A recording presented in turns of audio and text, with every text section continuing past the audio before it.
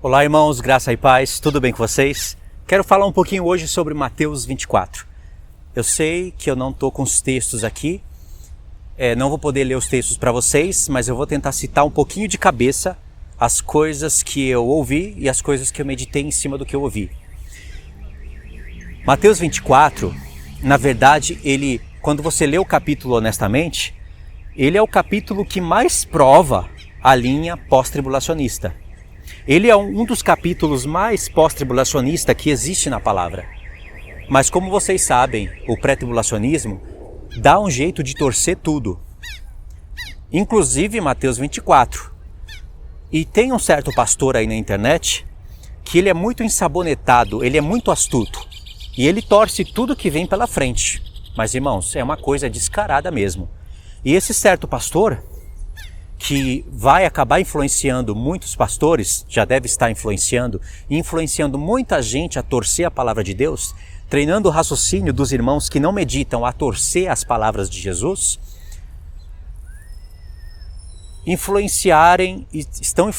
ele está influenciando outros pastores a influenciarem os seus membros a torcerem as palavras do Senhor e a torcerem qualquer capítulo que vem pela frente, como Mateus 24, um capítulo claríssimo do arrebatamento da igreja no final da grande tribulação. Quais são os argumentos que eles usam? E vocês devem saber para ficarem preparados e não serem enganados e poderem responder quando vocês forem questionados. Eles remontam uma leitura dentro de Mateus 24 e eles falam que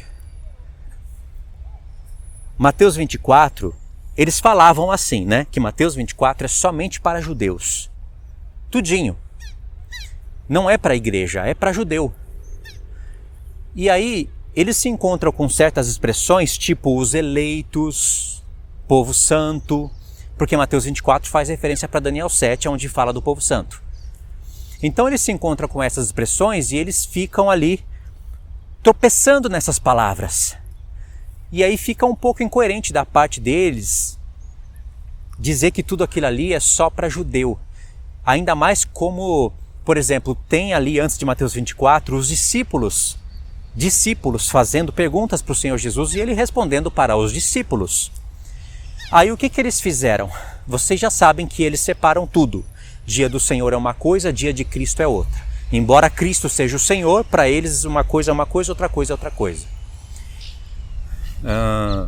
A vinda do Senhor Jesus como ladrão, eles colocam como duas. Na verdade tem que colocar. Porque a vinda do Senhor Jesus como ladrão, Paulo e Pedro concordam que é uma só vez. E lá em Apocalipse capítulo 16, se eu não me engano, verso 12, o Senhor Jesus está anunciando a sua vinda como um ladrão ainda no sexto cálice da ira de Deus. Então para eles tem que ser duas vindas também. E aí eles também separam eleitos. Eles falam que existe os eleitos, a igreja, e os eleitos, os judeus, na cara de pau. E aí eles vão no Novo Testamento, no Antigo Testamento, em alguns profetas tipo Isaías, aí eles pegam os textos em que o Senhor está falando dos seus eleitos, dos sacerdotes. Só que ali às vezes aparece a expressão os filhos de Israel, que nós sabemos que somos nós. Não é? Se nós somos filhos de Abraão, por que não somos filhos de Israel, de Jacó, que é filho de Abraão?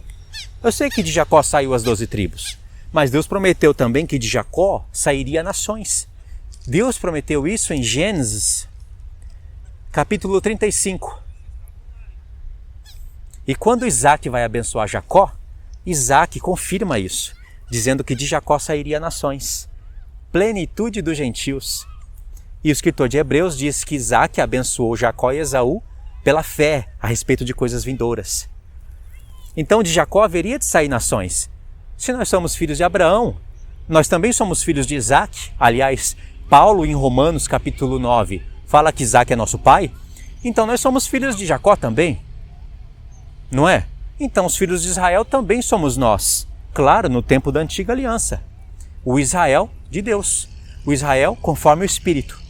Porque se existe o Israel segundo a carne, existe o Israel segundo o Espírito. Não é? Mas eles vão nesses textos de Isaías falando que o Senhor está chamando os judeus, o povo de Israel, de eleito. Então, essa expressão eleitos ela veio, dizem eles, né? Essa expressão, os eleitos, ela veio lá do Antigo Testamento, os apóstolos pegaram emprestado dos profetas, então tem a igreja, os eleitos sendo a igreja e os eleitos sendo os judeus. E aí eles dizem que, Mateus 24, quando o Senhor Jesus fala que após a tribulação daqueles dias, vai ser tocada uma grande trombeta, aí o Senhor vai recolher os seus escolhidos, ou seja, os seus eleitos, dos 4 cantos da extremidade da terra até as extremidades do céu. Eles estão falando que são os judeus. Irmãos, isso é uma tolice sem medida. Sabe por quê? Primeiro, a gente não pode fazer essa separação, eleito judeus, eleito igreja. Segundo, na grande tribulação, segundo até a linha deles, o ponto de vista deles, muitos gentios que fazem parte da igreja vão estar ali na grande tribulação, porque segundo eles, muitos não foram arrebatados, vão sofrer a ira de Deus, vão ficar sem bodas. Mas eles acreditam que todos vão morrer? E só judeus vão ficar vivos? Esse é o primeiro erro. O segundo erro, os judeus que ficarem no tempo da grande tribulação, o profeta Zacarias, capítulo 12 e capítulo 14, deixa bem claro para a gente que eles não vão ser levados para o céu. Porque em Mateus capítulo 24, quando o Senhor Jesus fala, após a tribulação daqueles dias, os poderes do céu serão abalados, né, para resumir, e aí o Senhor, o Filho do Homem vai aparecer no céu com os seus anjos e vai recolher os seus eleitos nos 4 cantos da terra, das extremidades da terra até as extremidades do céu. Já está falando de arrebatamento. Aí é o arrebatamento da igreja num todo. Judeus, gentios, tanto os que estarem no deserto, os que estão em Jerusalém, os que estão misturados entre os povos, arrebatamento de todos os que estarão vivos. Aí o Senhor Jesus está focando naqueles que estão vivos. E é claro que fica subentendido que os mortos vão ressuscitar. Isso Paulo explicou lá em 1 Coríntios 15. Mas os judeus que ficarem, irmãos, eles não vão ser arrebatados para o céu. Porque Zacarias fala de uma certa dureza no coração deles. Fala que o Senhor vai abrir os olhos da casa de Judá, está lá em Zacarias 12. E Deus vai dar um poder para eles que eles vão batalhar contra as nações ao redor e vão consumir elas. O Senhor vai dar esse poder para a casa de Judá. E se o Senhor vai abrir os olhos deles, quer dizer que estão fechados. Ou seja, esse povo, eles vão ter que passar por uma disciplina do Senhor. Sim. Mas veja que está dizendo que eles vão olhar para aquele a quem traspassaram. Eles vão chorar como quem chora por um filho unigênito. Está vendo essas expressões? A igreja não vai chorar amargamente. Olha, choro com amargura, como quem chora por um filho unigênito.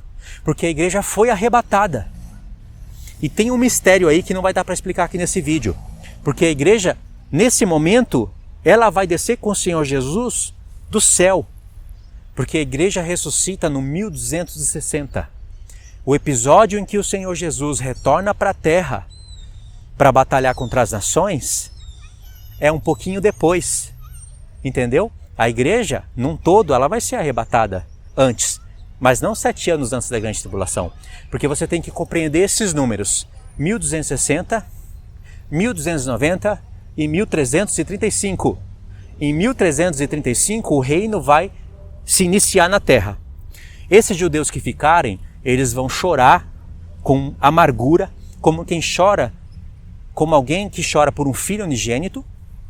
Eles não estão indo para o lago de fogo, não estão sendo mortos, não estão com a marca da besta, mas eles também não estão sendo transformados, eles não estão sendo arrebatados até os ares, eles não estão sendo um sacerdócio segundo a ordem de Melquisedeque. Eles vão restar, são povos, eu digo judeus, restantes, que estarão ali em Jerusalém.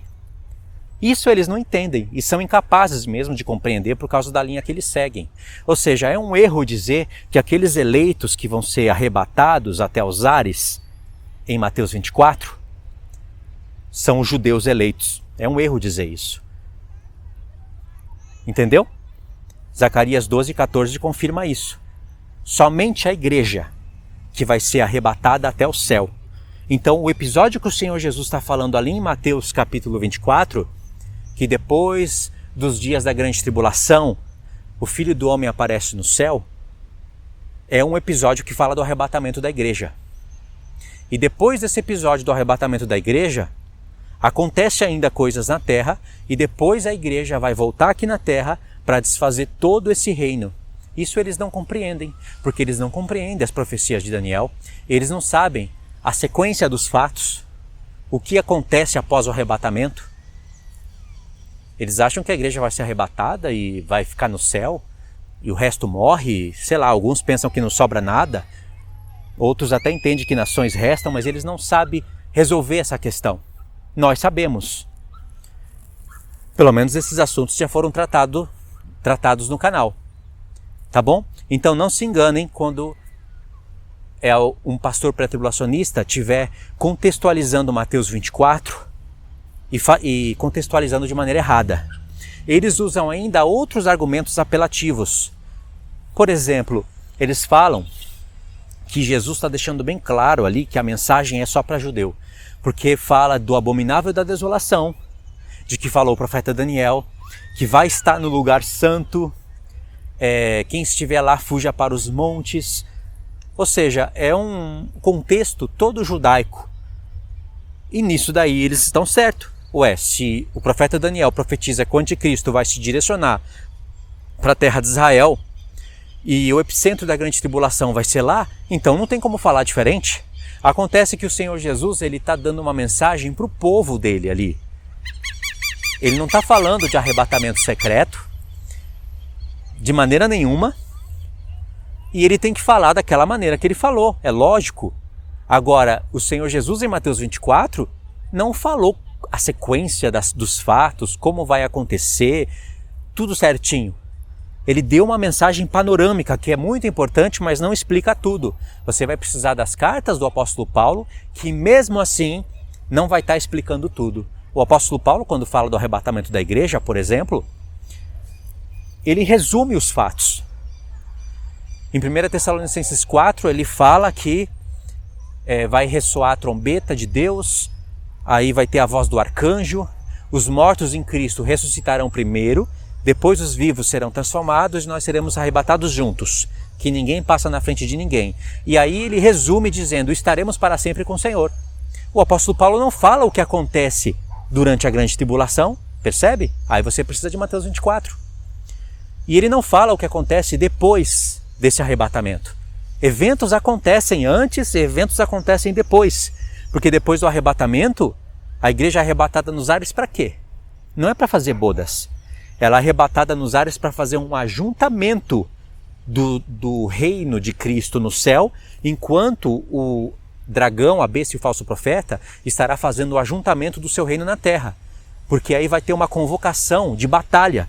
Lembra que Gog e Magog, a besta e os reis da terra, eles se reúnem no Armagedon e eles querem batalhar contra Cristo e contra a igreja, aqueles que estão montados em cavalos? Essa descrição está em Apocalipse 19. Ali a igreja já está arrebatada. Então eventos acontecem aí que Paulo não está explicando. Precisa de Mateus 24, de porções do livro do Apocalipse. E tem mais. Paulo não está explicando nada sobre as nações restantes. Ele não está explicando sobre o sacerdócio da ordem de Melquisedeque e o sacerdócio rebaixado da ordem de Zadok. Paulo não está falando de nações restantes. Então isso está nos profetas. Nós que temos que estudar. Nós que temos que entender que restam nações. E tentar entender como que essas nações vão restar. De que maneira? Num sistema onde não pode comprar e nem vender. Ou seja, não pode comer e nem beber. E esse sistema da marca da besta e da imagem da besta vai estar na terra toda. Como que essas nações vão restar vivas para povoarem o milênio se elas não podem estar na sua vida de antes? Se elas não podem estar trabalhando, comprando e vendendo, comendo e bebendo? Logo, elas têm que estar em um outro lugar da terra. E essas questões que o Espírito Santo deixou para nós entendermos, baseado na palavra dos apóstolos e dos profetas, com porções do livro do Apocalipse. A linha pré-tribulacionista varre tudo isso. Não explica nada disso. A única coisa que ela quer explicar é o arrebatamento secreto. Só para tardar o entendimento da igreja, torcer as palavras de Paulo, torcer as palavras do Senhor Jesus, despreparar o povo para o momento que há de vir. Esse é o ministério da linha pré-tribulacionista e desses pastores.